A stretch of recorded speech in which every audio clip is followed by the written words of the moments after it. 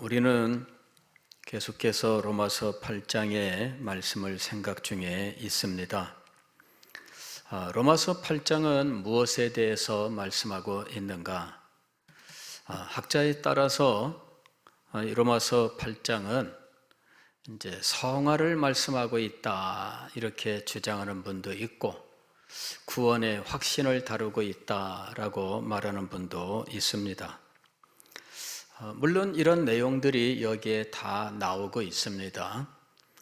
그래서 어떤 분은 이 성화라고 하는 것을 사도 바울이 칭의에 이어서 성화를 말씀하고 있다 이렇게 이야기하는 분도 있고, 또 어떤 분은 칭의에 이어서 구원의 확실성을 말하고 있다 이렇게 이야기하는 분도 있습니다. 그러나 어쨌든 이 내용들이 로마서 8장에 다 나오고 있는 것은 사실입니다. 다만 사람들은 1장부터 어떤 논리적인 일관성을 가지고 해석하기를 원하기 때문에 1장부터 쭉 일관된 해석상 여기는 성화다, 여기는 구원의 확실성이다 이런 식으로 설명을 하고 있을 뿐입니다. 그렇다고 해서 성화를 말하는 사람이 구원의 확실성을 말하지 않는 것도 아니고 구원의 확실성을 말하는 사람이 성화를 말하지 않는 것도 아닙니다. 다 말하고 있어요. 다만 앞에서부터 사도가 논리적으로 순서를 따라서 지금 성화를 말하고 있다, 구원의 확실성을 말하고 있다, 이렇게 나름대로 자기가 본 일관된 구조 속에서 말씀을 하고 있는 겁니다. 저는 여기에 이 로마서 8장의 말씀은 그리스도인이 은혜로 말미암아 구원을 얻은 사람들인데, 은혜로 구원을 얻는다는 이것은 하나님께서 대가 없이 값없이 죄 사함과 또 심판을 면하는 이런 은혜를 베푸셨다는 말씀인데, 이러한 방법은 죄 용서를 받은 사람이 죄를 가볍게 여길 수 있기 때문에 은혜의 방법은 그렇게 좋은 방법이 아니다, 이런 식의 반대에 대하여 사도 바울이 그렇지 않다라고 하는 사실을 논증하는 과정에 성화도 등장하고 또 구원의 확실성도 등장하고 있다. 저는 이렇게 지금 이 말씀을 지금 풀어가고 있는 중입니다. 그리스도인이 은혜로 구원을 받았는데, 은혜로 구원을 받은 사람은 죄값을 자신이 치르지 않고 예수님이 치루었기 때문에 죄에 대하여 가볍게 생각할 수 있는가? 그 말은 가만히 생각해 보면 맞는 말처럼 들려요. 그러나 그리스도인이 과연 죄를 가볍게 여기는가? 그렇지 않습니다. 그리스도인은 죄에 대해서 말할 수 없는 아픔과 고통을 겪게 되어 있어요. 그리스도인이 회심하는 과정을 보면 그 회심 속에서 죄에 대하여 그가 얼마나 깊이 깨닫고 그 죄를 가슴 아파하고 죄에 대하여 눈물을 흘리고 죄인된 자기 자신에 대하여 깊이 절망을 하는지 몰라요. 우리가 예수님을 믿는다, 그 가볍게 생각하면 안 됩니다. 예수님을 믿는 사람에게는 어떤 일이 일어나는가 하는 것, 이것이 바로 로마서 6장, 7장, 8장에서 계속 말씀하고 있는데, 특별히 로마서 7장에서는 율법이 임하게 되고 그로 인하여 죄는 살아나고 나는 죽었다라고 하는 이와 같은 체험이 그리스도인에게 있습니다. 이것이 바로 죄의 체험이에요.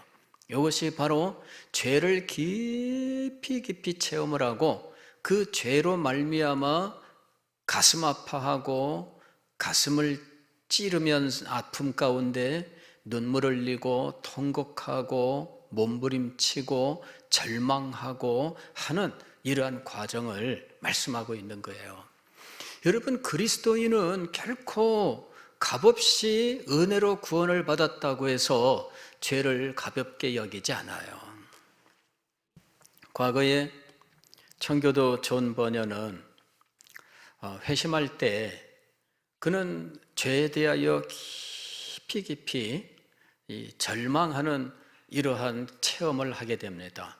그가 죄 문제를 붙들고 자신의 이 죄성, 자신의 죄인됨 이런 것들을 가지고 얼마나 괴로워했는지 그는 성경 말씀을 읽어도 마음의 위로가 되지를 않아요. 하나님이 세상을 이처럼 사랑하사 독생자를 주셨으니 이는 저를 믿는 자마다 멸망치 않고 영생을 얻게 하려 하심이니라. 내가 예수님을 믿는다면 나는 죄사함을 받았다. 그리고 멸망치 않는다. 성경이 말씀하고 있습니다. 그는 이 성경 구절을 너무나 잘 알아요. 그러나 죄가 자기에게서 드러날 때 그는 이 성경 구절이 하나도 위로가 되지를 않는 경험을 해요. 그는 영접하는 자, 곧 그 이름을 믿는 자들에게는 하나님의 자녀가 되는 권세를 주셨다. 그래도 그는 마음의 위로가 되지를 않아요. 왜냐하면 자신의 죄가 얼마나 큰지 이 죄로 인하여 그는 날마다 고통스러워하고 애통해하고 가슴 아파하면서 절망에 빠지고 했던 거예요. 그런 세월이 얼마나 지나갔는지 너무나 힘들어서 그는 어느 날 창밖을 내다보다가 창밖의 정원에 이 오리떼들이 꽥꽥거리고 다니는데 그 오리를 향해서 이렇게 얘기를 했다고 합니다. 오리들아, 너희는 이 죄로 인해서 이렇게 고통하지 않아도 되니 얼마나 복된 존재냐. 이렇게 오리한테 니네가 부럽다 그런 거야. 니네가 부럽다. 니네들은 죄 때문에 고통스러워하지 않아도 되니 얼마나 복된 존재냐. 이러면서 오리를 향하여 부러워했다. 이렇게 기록을 하고 있어요. 여러분, 얼마나 고통스러운지. 제가 존 버년의 자서전을 읽는데 이 어바운딩 그레이스라고 하는 자서전이 있어요. 이 죄인의 괴수에게 넘치는 은혜 할 때 이 넘치는 은혜, 이것이 이 자서전의 제목입니다.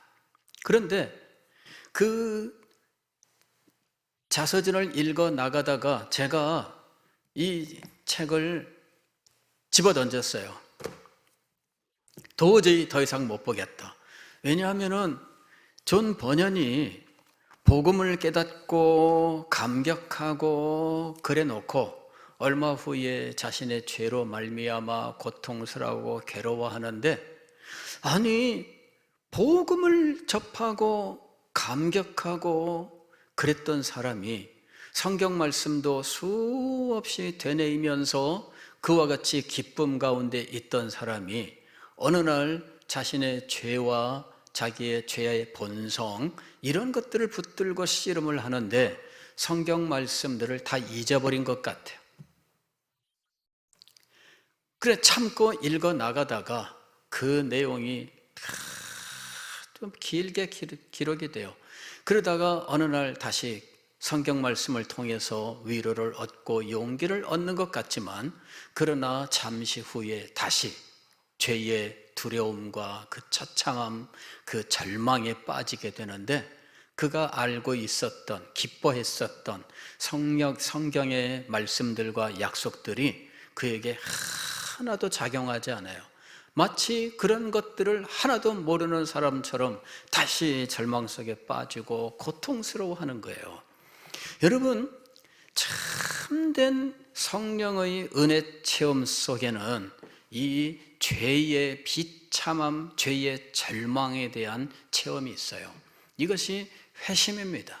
그리스도인이 예수 그리스도를 믿고 참된 믿음에 이르는 과정에 그는 자신의 죄를 깨달아요.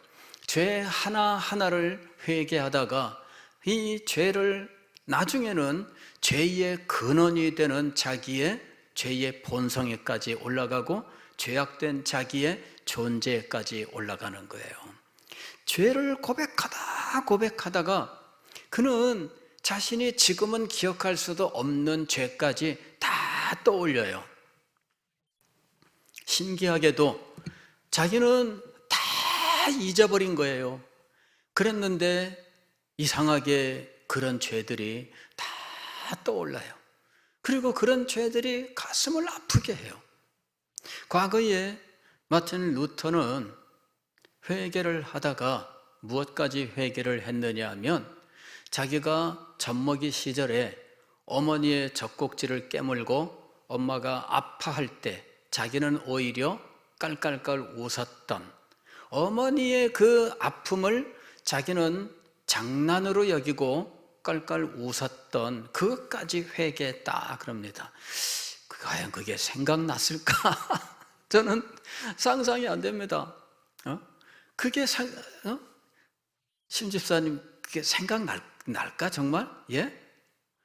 아니 제가 그래서 생각을 해봤어요. 아무리 생각을 해봐도 제가 언뜻 생각나는 최고의 기억은 글쎄 그게 그때의 기억이라고 자신할 수 없어요. 예, 4살, 5살, 언뜻 스쳐가는 기억들 가운데 그때의 기억일 거라고 생각되는 거는 있지만 글쎄 엄마 젖꼭지를 깨물고 그것 엄마가 아야 하니까는 자기는 헤헤헤 웃었다. 상상이 안 돼요. 그런데 그게 가능한 이유는 무엇이냐면 성령께서 그에게 역사하시기 때문이에요. 성령이 내주하실 때 성령의 내주하심이 그에게 역사하면 그때 그에게 일어나는 많은 영적 체험들이 있습니다. 이런 영적 체험들은 진리 체험을 그 기본으로 하고 있습니다. 복음의 진리가 그에게 다가오고 그 복음의 진리가 그에게 열리면서 그때 그에게 진리가 영적으로 체험되는 일들이 일어나는데 죄에 대하여 성경이 말씀하고 있는 것들을 그가 자신의 영혼 속에서 체험을 해요. 그때 자기 자신이 죄인이라고 하는 그런 깊은 깨달음이 일어납니다. 자신의 죄가 하나하나 생각나는데 잊어버렸던 것들이 다 생각나요. 부지 중에 행했던 건 뭐냐면 내가 알지 못하는 중에 행했던 것들이죠. 그런 것들까지 생각이 나요. 과거에 행했던 것들 가운데 지금은 까맣게 잊어버린 것까지 어느 날 불쑥 생각이 나는 거죠. 그러면서 이런 죄들을 하나님 앞에 하나하나 회개하기 시작을 합니다. 그렇게 거슬러 올라가다 나중에는 자기의 존재까지 회개하게 돼요. 다윗이 시편 51편에서 내가 죄 중에 잉태하였으며 자기가 죄악 중에 잉태되었다 이렇게까지 고백을 해요. 칼빈은 그와 같은 자신의 상태를 죄악 덩어리였다 이렇게 이야기를 합니다. 죄 덩어리였다. 나는 존재 자체가 죄 덩어리로 똘똘 뭉쳐져 있는 존재다라고 하는 것이죠. 그러한 죄에 대한 깊은 깨달음과 그 깨달음으로 말미암아 자신의 죄인됨을 고백하고 그리고 그것이 너무나 고통스러워지는 이러한 체험을 하게 되는 거예요. 회개할 때 3요소가 있다고 합니다. 첫째 요소는 지적 요소예요. 죄를 깨닫는 거지요. 그리고 둘째는 정서적 요소예요. 이거는 자신의 죄를 뉘우치고 아파하고 슬퍼하는 거예요. 그 다음에 의지적 요소입니다. 이것은 죄를 떠나고 싶어하는 결단이죠. 그런데 이것이 아주 강력하게 임하는 거예요. 그래서 죄를 깨닫는데 생생하게 깨달아요. 30년 전, 40년 전 일도 바로 조금 전 일인 것처럼, 그리고 그것이 가슴을 찌르고 아프게 하는데 너무 힘들어요. 오죽하면은 존 버년이 하나님의 말씀으로도 위로가 안 되는 상황까지 갔을까? 내가 이런 정도라면은 하나님의 말씀이 나한테 작용할까? 그래서 그는 도무지 확신할 수가 없었던 거예요.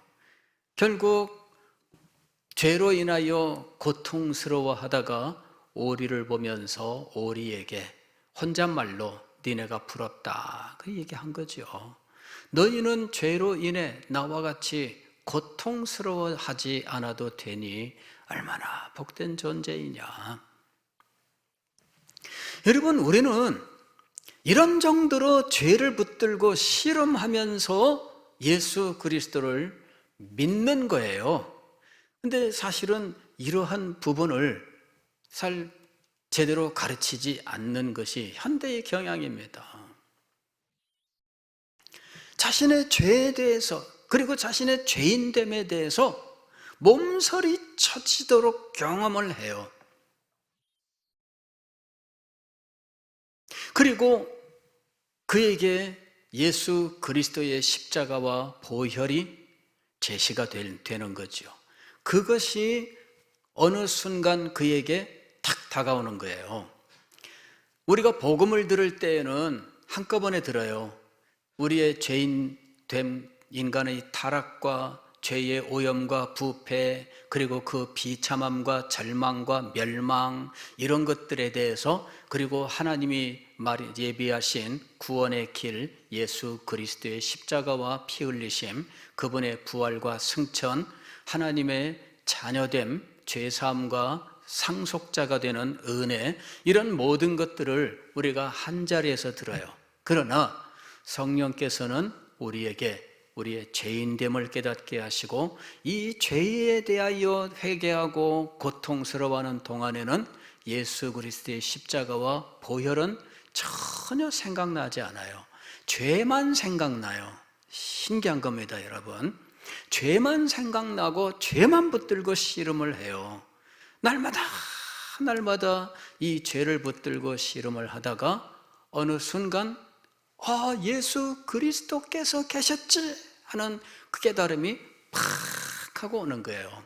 그때 그 순간 얼마나 감격하면서, 그리고 다행이다라는 생각이 드는지, 예수 그리스도가 아니었으면 나는 이 죄로 인하여 멸망할 텐데, 예수 그리스도께서 계시는구나. 문득 예수님이 생각나요. 예수님의 십자가가 생각이 나요. 그리고 하나님께서 이 예수 그리스도를 믿으면 죄사함과 하나님의 자녀와 상속자로서 하늘의 기업을 받게 된다는 약속을 주셨다는 사실을 떠올리게 되는 거예요. 그리고 그 사실이 마음속에 확 밀려 들어오는 순간, 이제까지 고통스러워하고 괴로워하고 그리고 아파하고 찌르는 것 같은 이러한 고통 속에 뒹굴고 하던 절망적인 이런 마음에 갑자기 마음의 평안이 쫙 밀려 들어오기 시작하는 거예요.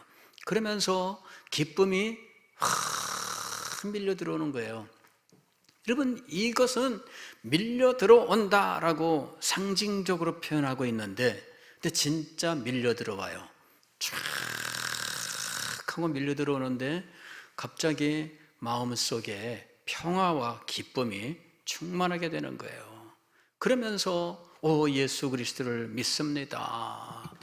그리고 예수 그리스도를 주신 하나님 아버지 감사합니다. 이제 이것이 막 넘쳐나게 되는 거죠. 여러분, 이러한 성령의 은혜 속에서 우리가 그리스도인이 되는 것입니다. 근데 그리스도인 됨에 대하여 우리가 제대로 알지 못하고 제대로 가르치지 못하고 있어요. 왜냐하면은 이걸 가르쳐 놓으면 많은 사람들은 여기서 미치지 못하니까 절망할 수가 있어요. 저도 고민을 많이 했습니다. 이걸 가르치면 성도들이 그리스도인 되는 수준을 이렇게 볼 텐데, 그러나 우리 중에 많은 사람들은 이 정도의 체험이 없이 그냥 예수 믿는다 생각하고 교회를 다니거든요. 이 차이를 어떻게 해야 될까 하는 거죠. 이 차이를 어떻게 할까?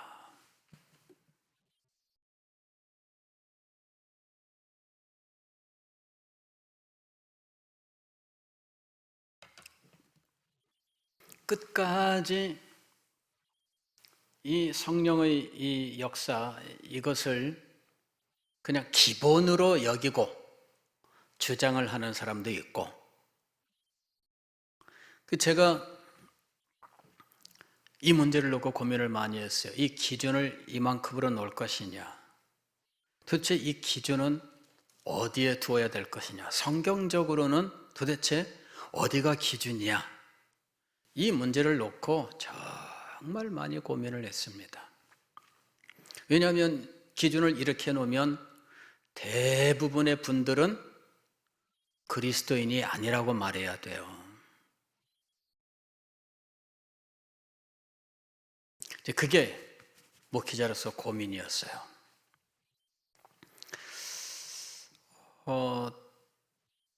알고 보면 우리가 성령의 체험이 어떤 사람에게는 이와 같이 강하지만 어떤 사람에게는 이 정도로 강하지는 않은 이런 다양성이 있다라고 하는 것을 우리가 알아야 됩니다. 그래야 이 문제를 해결할 수 있어요. 과거에는 기준을 높여놓고 이 기준을 가지고 교회의 멤버십을 주는 이런 일이 있었습니다. 이게 이제 17세기까지 청교도 교회들이 가지고 있었던 모습이에요. 특별히 미국 교회에서, 미국의 청교도들이 이민을 가서 그곳에서 정말 언덕 위의 동네, 다시 말씀을 드리면은 이 세상에 영광스럽게 드러나는 하나님의 나라를 이루자 하면서 그곳에서 하나님의 나라가 되는 공동체를 건설을 했어요. 그리고 이 공동체의 핵심은 교회입니다. 교회의 멤버가 바로 이 하나님의 나라를 영광스럽게 이루는 하나님 나라의 백성들이에요. 그래서 이 교회의 교인됨, 즉 등록교인입니다. 등록교인이라고 하는 이것이 굉장히 중요하게 여겨졌어요. 등록교인이 되기 위해서 어떻게 해야 되느냐? 당회가 정한 기준이 있고 당회가 이걸 심사를 합니다. 그런데 그때 정해놓은 것이 뭐냐면은 회심이라고 하는 거였어요. 회심을 했느냐? 이것을 등록교인으로 받아들이는 기준으로 삼았던 거예요. 그리고 회심에 대하여 가르쳤습니다. 처음에는 회심에 대하여 가르쳤을 때 그 공동체 사람들이 이민 올 때의 결심이 있기 때문에 그 가르침을 따르고 그 가르침에 따른 체험들도 하고 했어요. 그러나 2세대, 3세대까지 가게 되니까 이제는 그런 체험들이 없는 시대가 됐어요. 이미 여유 있는 사람들입니다. 1세대는 신앙의 자유를 찾아서 미국 식민지로 왔고, 미국 식민지에서 정착 과정에 말할 수 없는 고통을 겪으면서 오직 하나님만 바라보는 믿음으로 그들은 철저하게 나아갔던 거죠. 그러나 그들의 아들, 그들의 손자 세대가 되니까 할아버지만큼 그런 고통을 겪지 않아도 얼마든지 살 수 있는 상황이 된 거예요. 마치 우리나라와 같은 거죠. 우리 어른들은 우리가 옛날에 고생을 얼마나 했는지 아냐 그러면 아들, 딸들은 아이고 뭐 옛날 얘기 좀 그만하세요 그러잖아요. 옛날 얘기 좀 그만하세요. 그래 저도 옛날 얘기를 못합니다. 예. 옛날 얘기하면은 썰렁하게 되니까 옛날 얘기 못합니다. 예, 언젠가는 한번 해야 되는데 그런 생각을 하죠. 많은 분들이 지금. 신앙의 세계가 그랬어요. 결국은 교회가 이전에 가지고 있었던 기준을 그대로 유지하고 있는데 사람들은 이미 그 기준을 만족시키지 못할 상황이 되어 있었어요. 그래서 사람들이 자기의 체험을 진술을 해서 교회에다가 제출을 하거든요. 교회가 그거를 읽고 본인을 불러서 물어봅니다. 그래서 하나하나 따져보고 이게 진짜로 자기가 이런 과정을 영적으로 경험한 것인지 아니면은 누구한테 배운 거를 그냥 쓴 건지 이거를 구두 시험을 통해서 확인을 했던 거예요. 그래서 탈락하는 사람들도 생깁니다. 써낸 거는 정답인데 물어보면 아무래도 아니야. 탈락시키는 거죠. 그래서 사람들이 점점 이제 등록교인을 안 하려고 하는 거죠. 예. 등록교인을 안 하려고 하는 거예요. 등록교인의 기준은 세례인데 세례를 안 받으려고 그러는 거예요. 결국은 유아 세례를 받은 사람이 나중에 입교를 하지 않는 상황이 벌어지는 거죠. 그리고 이 사람이 결혼을 해서 자녀를 낳았는데 입교를 안 했는데 자기 자녀를 세례를 줘야 되는 거예요. 이 자녀를 세례를 줄 수 있나 없나 이런 또 심각한 문제가 벌어진 겁니다.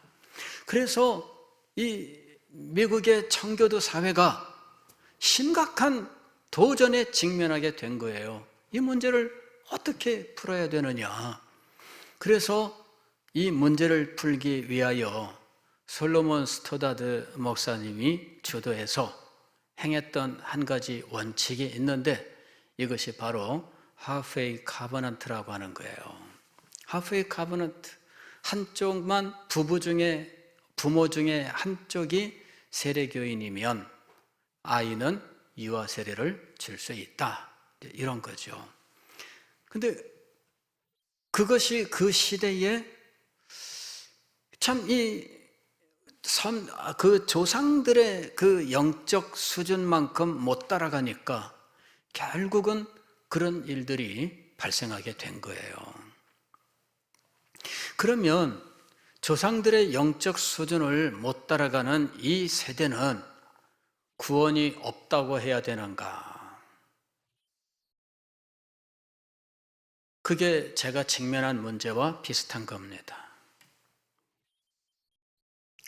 이러한 성령의 역사를 우리가 가르치되 그러나 그것이 유일한 표준이 되도록 해서는 안 되고 우리들이 사모해야 될 일로 가르치는 것이 좋겠다라고 하는 것을 저 나름대로 정리를 하게 된 겁니다.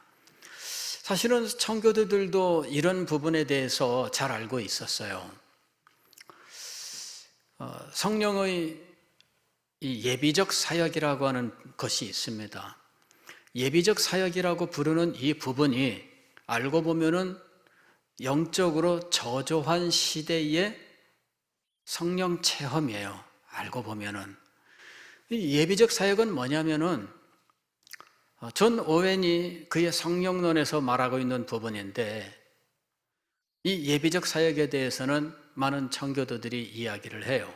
그런데 존 오웬이 그의 성령론에서 성령의 예비적 사역이라고 말하는데 예비적 사역 앞에 무슨 말이 붙어 있느냐 하면은 중생전, 이 말이 붙어 있어요. 중생전 예비적 사역, 성령의 중생전 예비적 사역, 이런 제목이 붙어 있단 말이에요. 그러니까 중생 이전에 어떤 사람을 구원으로 부르시는 요 소명이라고 하는 부분이 있습니다. 그런데 이 소명은 외적 소명과 내적 소명이 있다는 거예요. 외적 소명은 복음으로의 초대입니다. 그래서 복음을 듣는 과정이에요.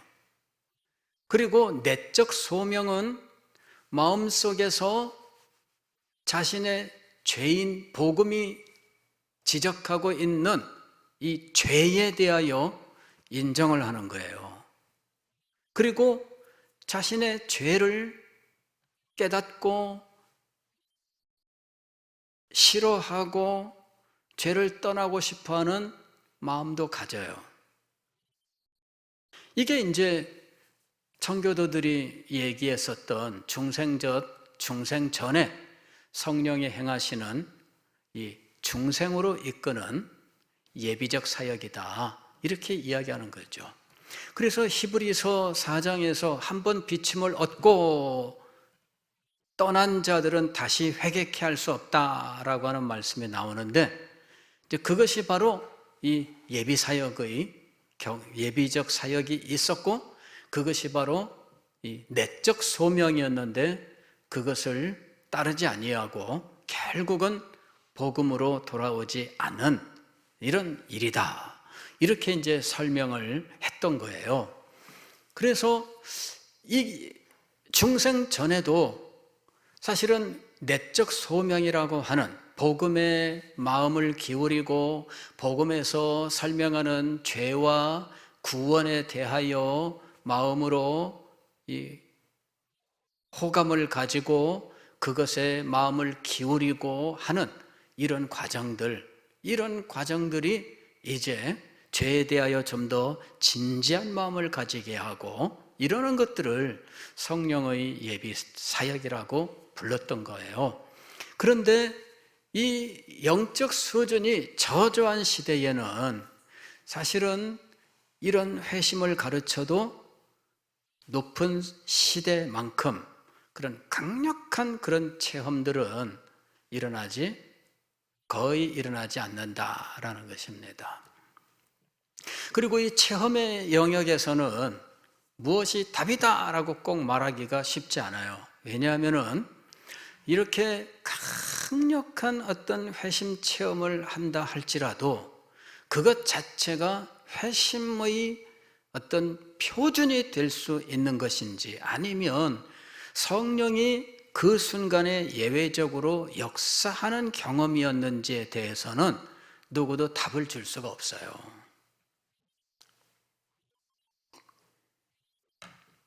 무슨 말씀이냐면은 오늘 우리가 로마서 8장에서도 보게 되면은 16절에 이렇게 되어 있잖아요. 너희는 다시 무서워하는 종의 영을 받지 아니하고 양자의 영을 받았으므로, 이렇게 말하잖아요. 이 양자의 영의 역사, 즉 성령의 역사가 무서워하는 종이라고 하는 성령의 역할이 있습니다. 이런 그 성령이 하시는 일이 있어요. 그리고 양자의 영이라고 하는 성령이 하시는 일이 있는데, 이 일이 두 번에 걸쳐 일어나는 일이냐, 한 번에 동시에 일어나는 일이냐. 어떤 분은 이거를 분리해서 두 번 일어난다 이렇게 말하는 사람도 있고요. 어떤 사람은 반드시 시차를 두기보다는 한꺼번에 일어날 수도 있고 비슷한 시기에 일어날 수도 있고, 이 양자의 영의 시기는 꼭 어느 이 무서워하는 종의 역사와 시차가 그렇게 멀리 떨어져 있다고 말할 수 없다. 뭐 이렇게 복잡하다는 이야기예요. 그래서 강력한 은혜 체험의 순간에는 성령이 양자의 영으로 그에게 역사하는 것과 동시에 강하게 나타난다, 이렇게 말을 할 수 있다는 거예요. 그 다음에 또 로이드 존스 같은 경우에는 양자의 영보다 더 강력한 성령의 체험이 있는데 이거를 성령 세례라고 불렀어요. 근데 이 성령 세례에 대한 로이드 존스의 설명을 쭉 공부를 해보면 이거는 양자의 영보다 더 높은 단계의 구원을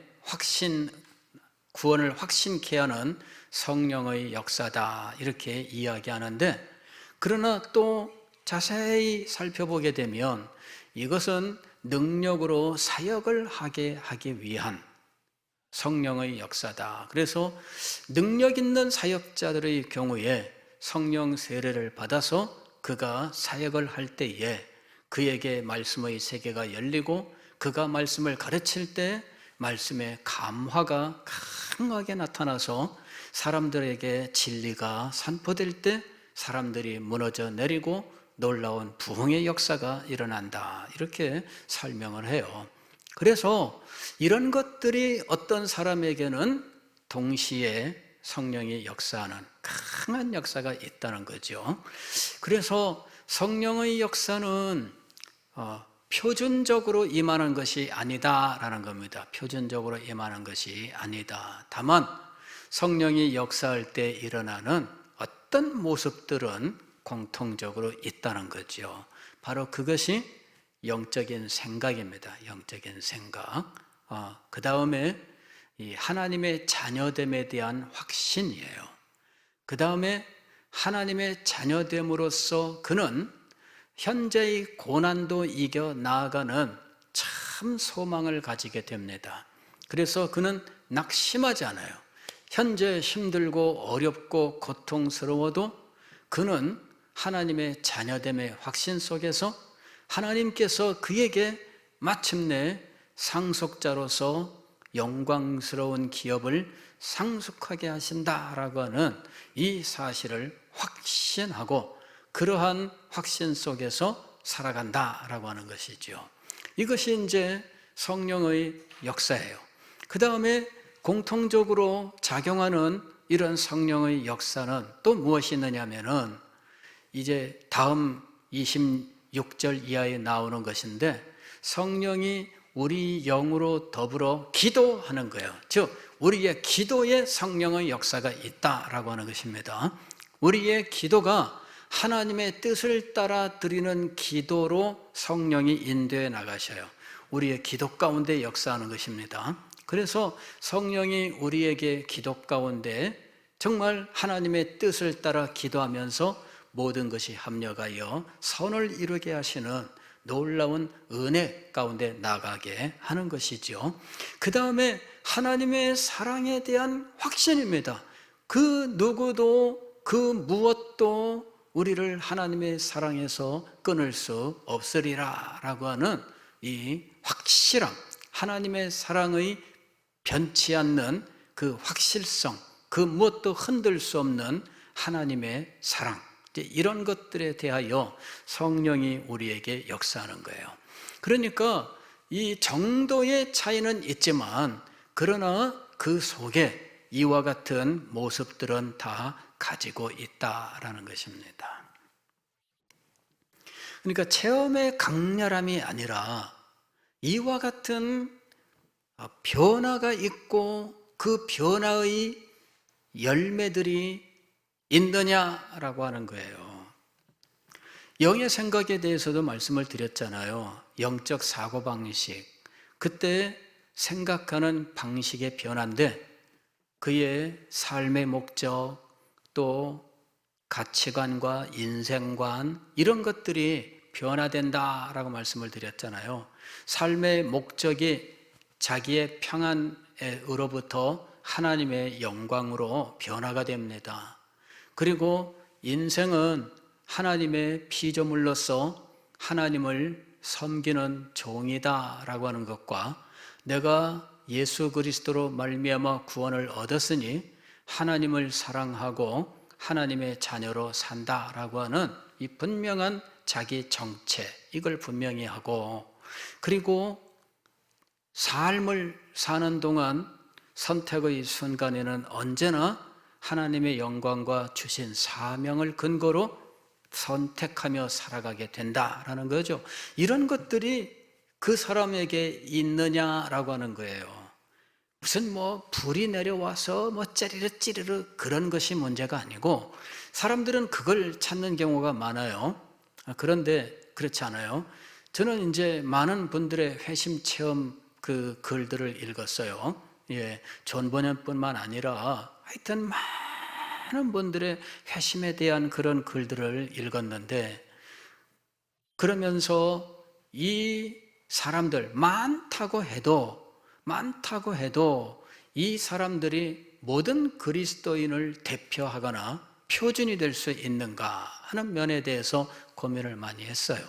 제가 알고 있는 이 사람들이 수억의 그리스도인에 비해 볼 때 사실은 먼지에 불과한 정도의 숫자밖에 안 되거든요. 그리고 그 사람들의 회심 체험도 처음에는 회심이라고 말을 해서 다 회심인 줄로 알았는데, 세월이 흐르면서 제가 공부를 더 하고 그러면서 이분들에 대하여 더 공부를 해본 결과, 회심이라고 말하고 있는 것들이 실상은 회심이 아닌 이런 일들이 얼마든지 있더라 하는 거예요. 그래서 이제는 이런 것들을 다 뭉뚱그려서 회심이라고 말해서는 안 된다라고 하는 결론에 도달한 겁니다. 그래서 중요한 건 무엇이냐면은, 우리가 무슨 불을 받아서 뭐가 뜨거워졌다더라, 뭐가 지나갔다더라, 뭐가 보였다더라, 이런 것이 문제가 아니고, 그 다음에 존 번연처럼 죄에 대하여 그 정도의 강도로 씨름했다 그래야 되는 것이 아니고, 그게 우리도 그래야 되는 게 아니에요. 죄에 대하여 그가 깨닫고 자신의 죄인됨에 대하여 인정을 하고, 그리고 그의 생각이 변화되어야 돼요. 그리고 생각의 변화로 그리스도를 중심으로 하나님의 백성의 삶을 사는 이 삶의 변화가 있어야 돼요. 이런 변화가 있다면 이 사람은 믿음의 사람, 그리스도인이라 말할 수 있다라는 것입니다. 그런데 그 사람에게 성령께서 어느 순간 강하게 역사하시는 일들이 있고, 그러한 체험이 그에게 그의 삶을 이제는 되돌릴 수 없는 이런 확고한 확신 가운데 그리스도를 위해 살게 하는 이런 일들이 있고, 그리고 그가 사역을 할 때 말씀에 놀라운 역사가 일어나는 이와 같은 성령의 역사도 일어날 수 있다라는 것입니다. 이가 그리스도를 믿고 그런 변화가 일어난 것과 성령의 강력한 은혜가 어느 정도 시차를 두고 일어나느냐는, 이거는 우리가 말할 수가 없어요. 이거는 순전히 성령의 주권에 달려있는 문제입니다. 어떤 사람은 믿는 순간에 강력하게 체험할 수도 있고, 어떤 사람은 세월이 흐른 후에 체험할 수도 있습니다. 어떤 사람은 이 변화가 일어났는데 무력한 삶을 살다가 어느 날 다시 강력한 체험을 할 수도 있고요. 그 다음에 어떤 사람이 은혜 가운데 살다가 더 큰 은혜를 체험하는 경우도 있습니다. 그거는 표준적으로 말할 수가 없어요. 제가 로이드 존스 목사님의 이 전기를 읽으면서 이분이 은혜 체험을 하는데, 이분에게 그 근본적으로 은혜 체험이 언제 있느냐 그러면요, 이분이 50세 때에 이분에게 놀라운 변화가 일어나요. 그 이전에도 이분이 성령 체험을 안 한 게 아닙니다. 26살에 그가 의사 생활을 중단하고 목회길로 들어설 때에 그가 썼던 글들, 설교했던 설교, 이런 것들이 남아 있습니다. 읽어보면 그 전에 그에게 강력한 은혜 체험, 진리 체험이 있었다, 강력한 회개와 이런 성령의 역사 같은 것들이 있었다는 걸 알 수가 있습니다. 그리고 그가 신학 공부를 하지 않았음에도 불구하고, 즉 정식으로 신학교를 나오지 않았음에도 불구하고 목사로서 훌륭하게 사역을 해 나가는 그런 과정에 그는 성경 말씀 또 신학 교육, 훈련 이런 것들을 독학을 통해서 얼마든지 할 수 있었습니다. 그리고 훌륭해요. 그런데 50세 기점으로 이 사람이 무엇인가 하나님의 영광의 임재에 대한 체험을 해요. 두려움으로 그에게 임해요. 하나님의 영광의 체험이 두려움으로 임합니다. 알 수 없는 두려움, 이런 것들로 그에게 임하면서 그가 그 두려움을 붙들고 고민을 하다가 어느 날 그가 이것이 성령의 놀라운 은혜구나, 즉 성령이 임하시는, 하나님이 임하시는 일이구나 라고 하는 걸 알게 됩니다. 그때 그는 이 체험과 그리고 자기가 그제까지 공부했던 부흥의 역사를 알게 되면 연결하면서 이것을 그는 성령 세례라고 말하게 된 거예요. 그러면서 그 후에 그의 설교는 달라요. 저는 그의 이전 설교와 그 이후의 설교를 면밀하게 비교하면서 이전 설교와 이후의 설교가 다르다라고 하는 사실을 그의 설교를 통해서 느낄 수가 있었어요. 그 후의 설교는 기름 부음 받은 설교입니다. 그 이전의 설교는 만든 설교예요. 만든 설교와 기름 부음의 설교가 달라요. 그래서 그가 그 이후에 역사적인 대작이라고 부르는 설교들을 합니다. 로마서를 14년 동안 설교해요. 은퇴할 때까지. 그리고 에베소서 또 그때 설교합니다. 그래서 이분의 50대와 60대에 이르는 그 15년 동안의 세월은 그야말로 기름 부음으로 설교하는 시대였다 하는 것입니다. 기름 부음으로 설교하기 때문에 나이가 들어도 쇠하지 않는 놀라운 은혜의 역사가 있었어요. 설교를 만드는 것은 설교 한 편 만드는데 40시간 드립니다, 50시간 드립니다 이러는 것이 만드는 설교예요. 그러나 기름 부음의 설교는 그렇지 않아요. 평소에 독서를 하고 묵상을 하고 기도를 하고 하는 동안에 메시지가 쫙 열리면서 어떤 주제, 그러면은 자기가 공부했었던 모든 것들이 다 연결되면서 설교의 전체 얼개가 쫙 나오면서 이 진리의 체계가 쫙 펼쳐지는 거예요. 그리고 그것을 전달할 때에 강력한 감화의 역사가 있어요. 기름 부음의 설교입니다. 이 모든 일들이 성령의 역사입니다. 하나님에게는 이미 계획이 있었습니다. 은혜로 말미암아 구원이라고 하는 것은 단지 종이 쪼가리의 문제가 아닙니다. 내가 내 죄를 사하노라, 네가 죄값은 안 치러도 되고 예수 그리스도께서 죄값을 치르신 거야, 그래서 너는 죄사함 받은 거야, 거기서 끝나지 않는다는 거예요. 하나님에게는 계획이 있었습니다. 성령을 부으시고 그리고 성령의 내조와 성령의 인도하심, 그리하여 그의 생각의 변화, 감정의 변화, 그의 삶의 목표에 대한 변화, 그리고 그가 이 세상의 삶을 대할 때 그는 하나님께서 주신 세계관 속에서 하나님이 반드시 이 세상을 종말로서 심판하시되 하나님의 자녀들에게는 영광의 기업을 주신다라고 하는 이 세계관을 가지고 그는 이 세상에서 주님이 주신 사명을 감당하기 위하여 살아가게 되는 것이지요. 그래서 이 일을 해나갈 수 있도록 하나님께서는 때때로 그에게 은혜를 베풀어 주시는데 양자의 영을 부으시고 성령 세례를 베푸시고 강력한 은혜를 수시로 주시면서 그로 하여금 사명을 붙들고 끝까지 살아갈 수 있게 하시는 거예요. 이것이 성도의 견인이라고 부르는 거예요. 성령이 은혜가 계속되도록 역사하시는 거죠. 하나님에게는 계획이 있었습니다. 어떤 사람들은 말꼬리를 붙잡고 하나님이 은혜로 구원하셨다고 그러면 죄를 가볍게 여기겠네. 천만의 말씀.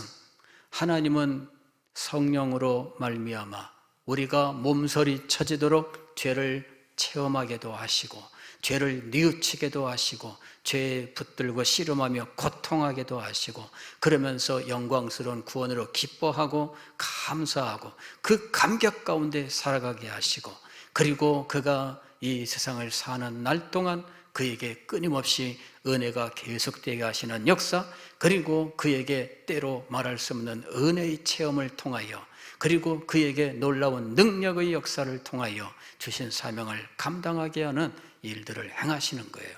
그래서 믿는 자는 결코 죄 가운데 거하지 아니하는 것입니다. 그는 계속해서 은혜 가운데 살아가게 되는 것입니다. 기도하겠습니다.